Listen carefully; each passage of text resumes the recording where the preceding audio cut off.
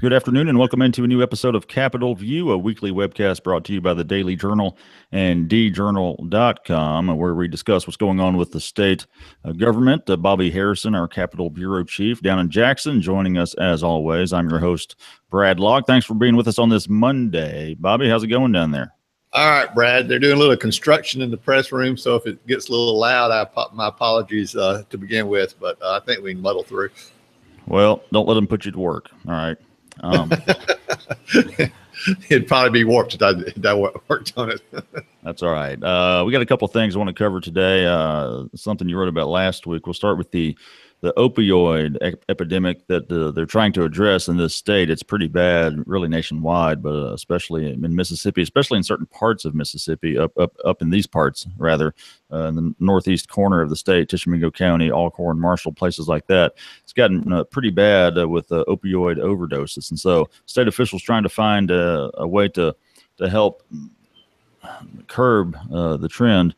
And one way to do it is there's this drug. I'm going to probably I've had to pronounce it a couple of times on air, but it's called naloxone. I think that's how you say it. But it can reverse an opioid overdose, the effects of an opioid overdose. Now, state law enforcement officers are going to have it on them in case they get a call, and they can maybe save somebody's life with it. Right, Bobby?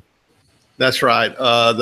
The Governor Phil Bryant, the Marshall Fisher of the Department of Public Safety, the commissioner, and Department of Health officials had a press conference last week to announce that the Department of Health had gotten a federal grant. And as part of that $3.6 million federal grant, they're going to buy that drug or multiple doses of that drug. So all Highway Patrol troopers and narcotics agents, state narcotics agents will have that drug with them so they can use it in case of an emergency. And also, by the same token, they're going to also try to furnish local law enforcement officials in those counties, in the high-risk counties, which include, as you said, Tishomingo, Alcorn, and Tippah, those counties up along the Tennessee border with the drug, which they say is very effective in reversing an opioid overdose. They stress that this, that someone who gets this drug, that they still need to go to the hospital for emergency attention because the drug wears off in about 30 minutes. So they'll still need emergency attention.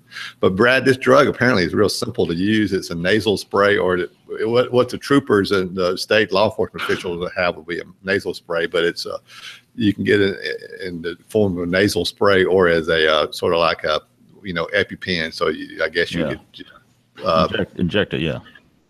Yeah. Yeah.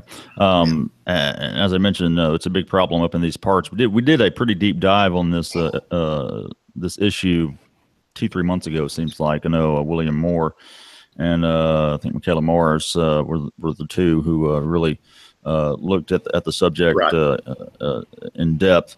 And, obviously there are also preventive measures they're trying to take. I know there's a campaign that they're trying to kick off to get people just to, not abuse these prescription pills in the first place. But this seems like a good way, Bobby, to, if somebody does take it that far and they have an overdose to maybe, again, save their lives. Now, Marshall Fisher, you mentioned him. What he said is, a lot of people may not care about, druggies, quote unquote, and people that are abusing these. But he said, everybody matters or nobody matters.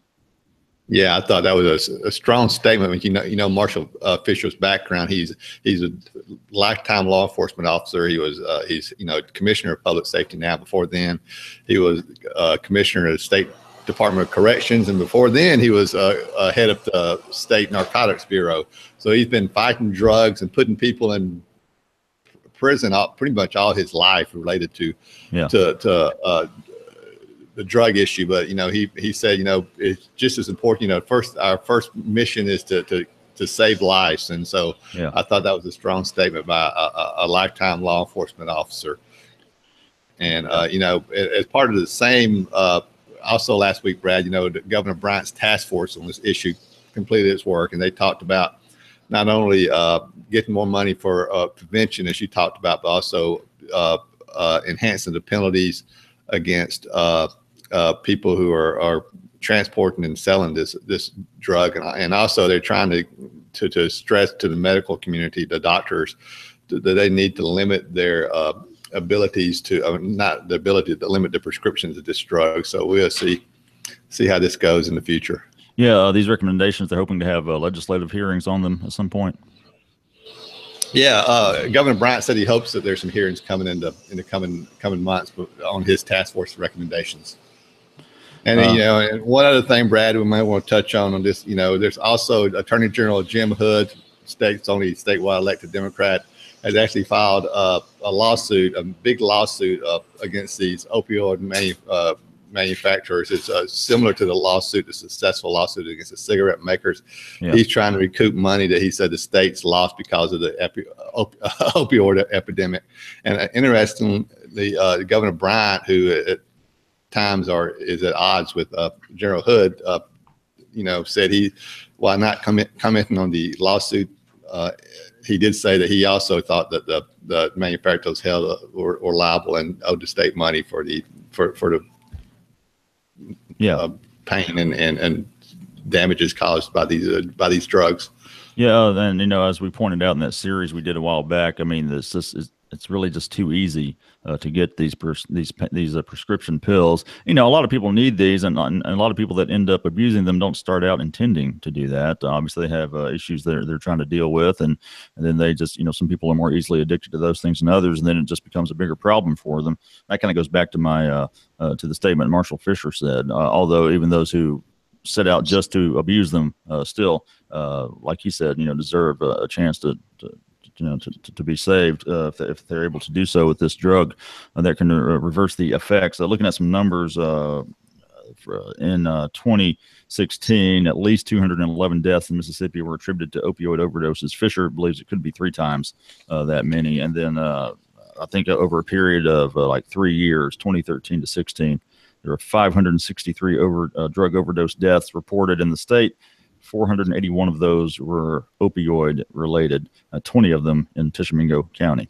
So yeah, Tishomingo seems to be a real sort of epicenter for a lot of the problems with this drug. Yeah, and so hopefully this will help put a dent in that. Let's move on to something else real quick, Bobby. Roger Wicker, U.S. Senator from Tupelo, and he's going to be up for re-election next year. And you did a story the other day on his campaign finances, and seems to be in good shape for now, at least, doesn't he? Yeah, he's kind of flexing his muscle, trying to scare people away, potential candidates away. He had more than $3 million in the bank, which puts him in a good spot going into the 2018 election. So I'm sure he'd rather run unopposed. And this might scare some potential candidates away. Of course, the primary candidate people have talked about is Chris McDaniel, state senator from Ellisville. He almost beat Thad Cochran, our U.S. senator, in 2014 in the Republican primary. And McDaniel continues to say he's considering that race in 2018 against Wicker. But I think you may have the numbers in front of you. But McDaniel doesn't have much money in the bank when it comes to federal elections. I think he probably owes more than I think he owes $28,000 instead of having money in the bank. Yeah, I've got the numbers here from your story, Bobby. And he did not file a report when Wicker did recently because he's undecided on running.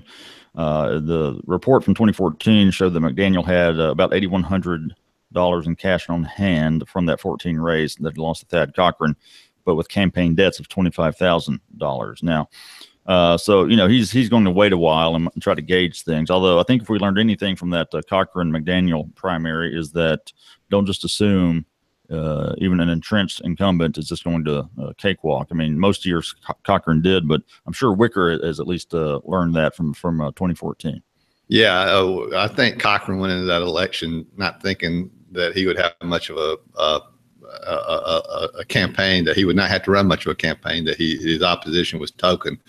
But he almost lost that race, and I don't think Wicker made the same mistake. And I think that campaign finance report shows that.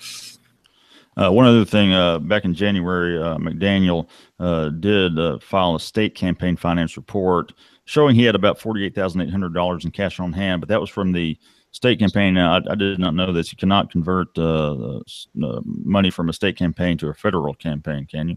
That's right. They have different reporting thresholds, and so you can convert federal money to state money, but you can't convert state campaign finance money. You can't to federal money. So he could use that money, for instance, to run for the open seat of lieutenant governor in 2019, which is the other race he says he's interested in, but he couldn't use it to run against Roger Wicker in 2018. Right.